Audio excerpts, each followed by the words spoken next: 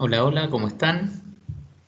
Voy a presentarles la segunda clase que vamos a revisar, que es la más llamada fracturas de cadera, porque en realidad la cadera es una articulación, por lo tanto no se puede fracturar, sino que con su nombre correcto que debiera ser fracturas del extremo proximal del fémur. Entonces, definamos qué es o qué entendemos cuando hablamos de fracturas del extremo proximal del fémur o fracturas de cadera. No se preocupen, todo el mundo sabe de qué estamos hablando cuando hablamos de fracturas de cadera y ahora ustedes también. Y las fracturas de cadera son las que están comprendidas en las zonas que están coloreadas en esta imagen. A pesar de lo extraño que pueda parecer, la cabeza femoral no es considerada como parte de las fracturas de cadera, sino más bien las fracturas del cuello femoral, de la región trocantérica y de la región subtrocantérica. Y estas tres son las llamadas, o sea, las fracturas que ocurren en estas tres zonas son las conocidas como fracturas de cadera o fracturas del extremo proximal del fémur.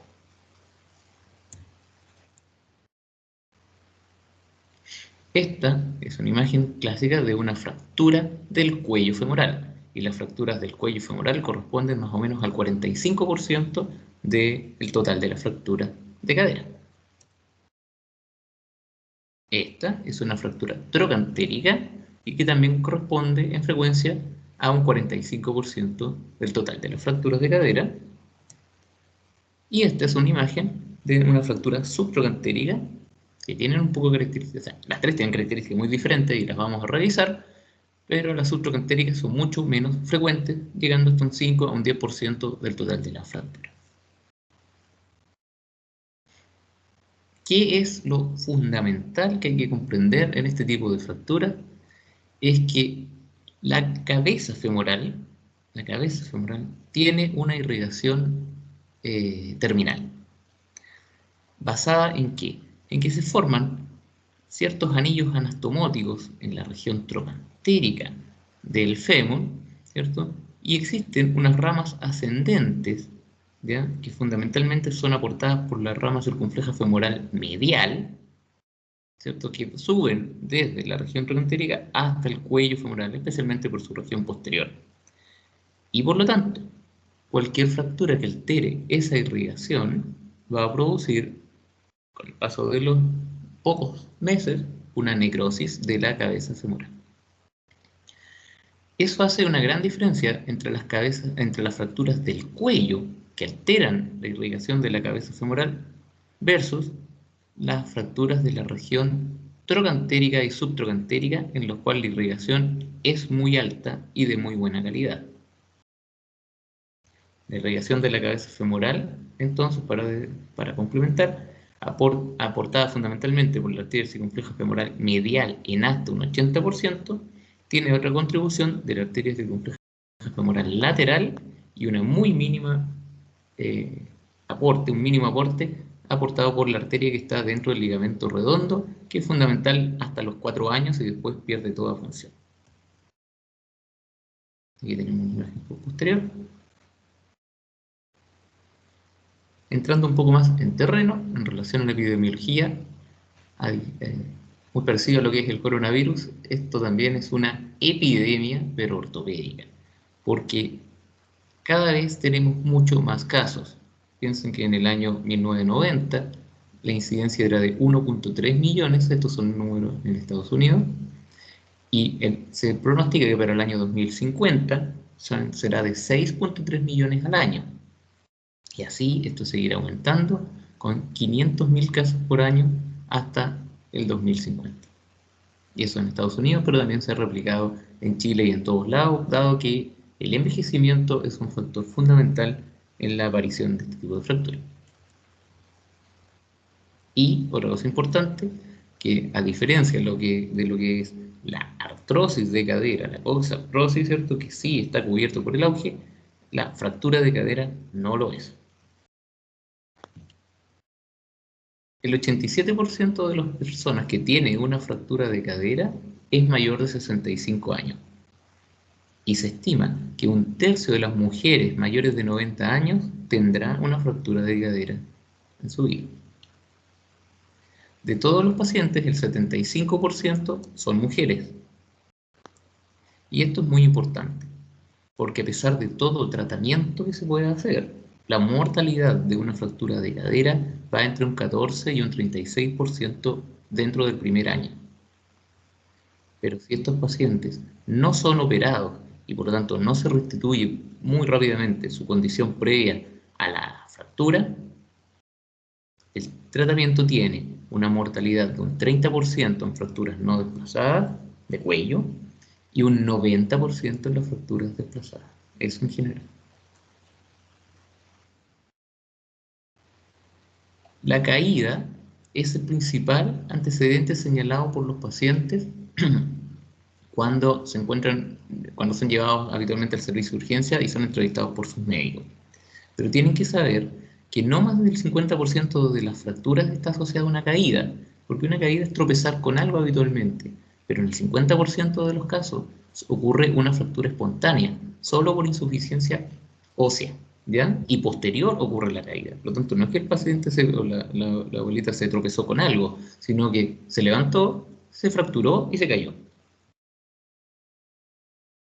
A los 6 meses después de una fractura, el 60% de los pacientes ha recuperado su habilidad de marcha anterior. El 50% ha sido capaz de volver a hacer sus actividades de vida diaria. Y hasta un 20% de los pacientes no va a volver a caminar a pesar del tratamiento bien llevado quirúrgicamente y con buena rehabilitación. Entonces, tienen que comprender que una fractura de cadera es un evento mayor en la vida de un paciente y que produce siempre una pérdida en relación a la función que tenía antes y que hay que trabajar muy motivados para poder salir de esa etapa y tratar de que el paciente mantenga una vida activa similar a la que tenía antes. Dentro de las fracturas de cadera existen igual dos escenarios.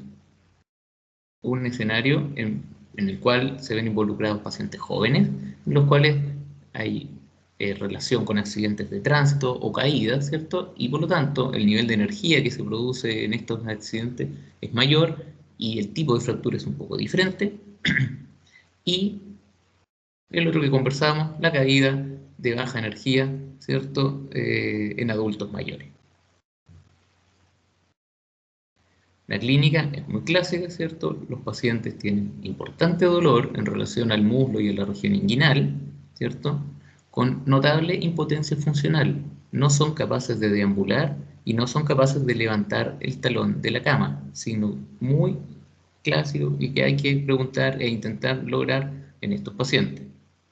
La presencia de equimosis habitualmente se puede ver en la región lateral del muslo, pero mucho más frecuente en las fracturas de la región trocantérica y no en las fracturas de cuello, porque como están dentro de la cápsula articular, el hematoma se mantiene contenido, ¿cierto? Y existen dos signos también muy frecuentes de encontrar: el acortamiento, porque la fractura, al producirse la fractura, existe una contractura muscular, y la rotación externa de la extremidad.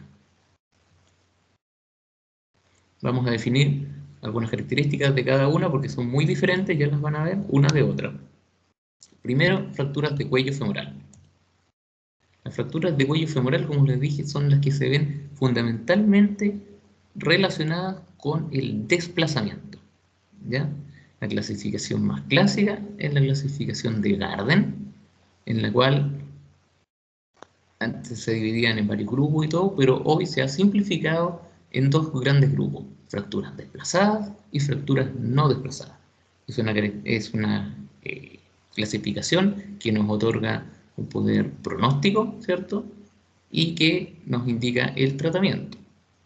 Existen diferencias intraobservador, pero son menores y hay muchas clasificaciones más en relación a las fracturas de cuello, pero esta es la más conocida y en su simplificación final, entre desplazada y no desplazada, es la mejor forma de poder catalogarla.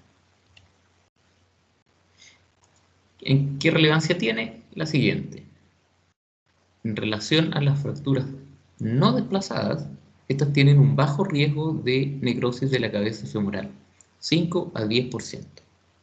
Y en las desplazadas, algunos estudios dicen 30% y otros dicen hasta 50%.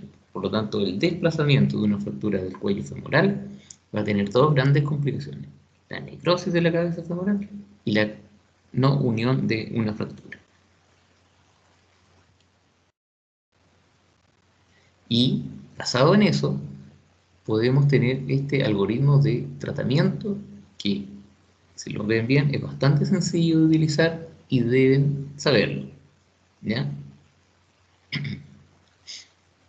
Si un paciente tiene una fractura de cuello femoral no desplazada, en algunos casos impactada, pero no desplazada, siempre, independiente de la edad del paciente, se utilizará osteosíntesis con tornillos canulados como tratamiento. Si la fractura de cuello femoral está desplazada, empieza a jugar otro factor en la toma de decisiones, que es la edad del paciente. Si el paciente es joven, menor de 65 años, se intentará una reducción cerrada y osteosíntesis para mantener la cabeza femoral. Si no se puede de esa forma, se intentará una reducción abierta y osteosíntesis. Esa osteosíntesis puede ser hecha con tornillos canulados o con un dispositivo que van a conocer más adelante, que se llama DHS. Pero en pocas palabras, fracturas desplazadas en gente menor de 65 años, intentar salvar la cabeza femoral. Pero las fracturas desplazadas en pacientes mayores de 65 años, como el riesgo de que hagan una necrosis es alto y por la edad del paciente el someterlos a más de una cirugía puede ser complicado, se reemplaza la cabeza femoral por una artroplastía que puede ser tanto total como parcial. Por este otro lado, tenemos pacientes que tenemos solo la sospecha de que tienen una fractura y que no se ve en la radiografía y se puede continuar el estudio tanto con imágenes como resonancia magnética, escáner o cintigrama, ¿ya? Si no se evidencia fractura, tratamiento sintomático. Y si tienen fractura, y como obviamente no se veía antes, se manejará como una fractura no desplazada. Este es un ejemplo de un paciente con una fractura de cuello subcapital, ¿está bien? Y que se hizo una osteosíntesis con con tres tornillos canulados para tratar de conservar su cabeza femoral. Cuando no se puede, y como les dije, en la gran mayoría de los pacientes, la solución es una artroplastía de cadera, que da rápido alivio del dolor, excelente funcionalidad, rápida rehabilitación y con resultados conocidos, porque son muy parecidos a los pacientes que tienen artrosis. Existen dos tipos de prótesis: las prótesis totales, en las cuales se reemplaza tanto la superficie articular a nivel acetabular como el fémur proximal. Esta es una prótesis antigua que son cementadas, y estas son un poco más modernas, prótesis no cementadas. Y también existe la prótesis híbrida, que es un acetábulo que no es cementado y un vástago que es cementado. Por otra parte, tenemos las prótesis parciales, que se usan en pacientes de menor función, porque la sobrevida es menor, dado que solo se reemplaza la región femoral proximal y se mantiene el cartílago acetabular normal, original, ¿ya? Por lo tanto, no pueden usarse en artrosis. Otro tema: las fracturas trocantérias. Como les dije, la gran diferencia: las fracturas de cuello femoral pueden o no tener problemas de irrigación dado el desplazamiento, pero las fracturas trocantéricas, dado que es la zona más irrigada del hueso, no van a tener este problema y por lo tanto, esto se lo dejo antes de recitar todo el tema, por lo tanto, la osteosíntesis y esperar la consolidación de la fractura es el tratamiento lejos más frecuente realizado en esta zona, ¿ya?